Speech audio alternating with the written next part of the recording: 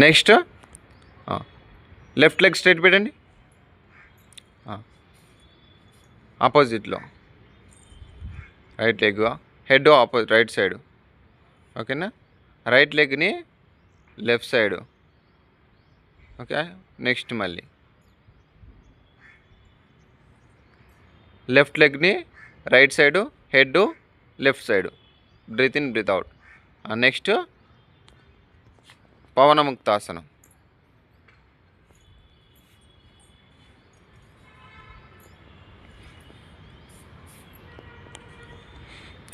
Breath in breathe out, breathe in breathe out. Head touch చేయాలి leg నీస్కి. Breathe in breathe out. ఇది గ్యాస్కి, డైజెషన్కి పర్ఫెక్ట్గా ఉండడానికి ఎక్సలెంట్గా పనిచేస్తుంది. నెక్స్ట్ ఉత్తాన పాదాసనం, స్టమక్ మజిల్స్కి, ఓకేనా, ఫిట్నెస్కి ఇది కూడా. ఓకేనా, బ్రీత్ ఇన్ స్ట్రైట్గా 20% హెడ్, 20% లెగ్స్ ఎత్తాలి. పైకి ఎత్తేసి ఆపాలి. Breathe in breathe out, breathe in breathe out. ఉత్తాన పాదాసనం ఇది. నెక్స్ట్ రిలాక్స్ అయ్యి నౌకాసనం. ఇప్పుడు హ్యాండ్స్ కూడా ఎత్తాలి, కొంచెం పైకి ఎత్తేసి ఆపాలి. నౌకాసనం.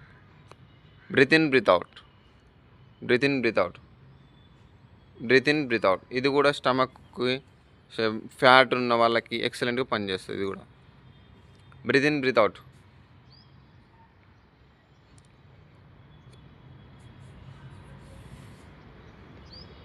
రిలాక్స్. నెక్స్ట్ సేతుబంధాసనం.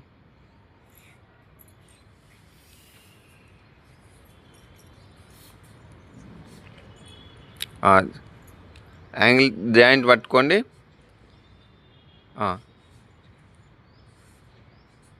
నడుమును ఎత్తాలి. బ్రీత్ ఇన్ బ్రీత్ అవుట్ చేస్తూ నడుమును పైకి ఎత్తి జాయింట్ పట్టుకోవాలి. ఇలా జాయింట్ పట్టుకుంటే సేతుబంధాసనం. Breathe in breathe out, breathe in breathe out. ఇలా బ్రీత్ ఇన్ బ్రీత్ అవుట్ చేస్తూ ఇలా ఉంచాలి. స్లోగా రిలాక్స్ కావాలి.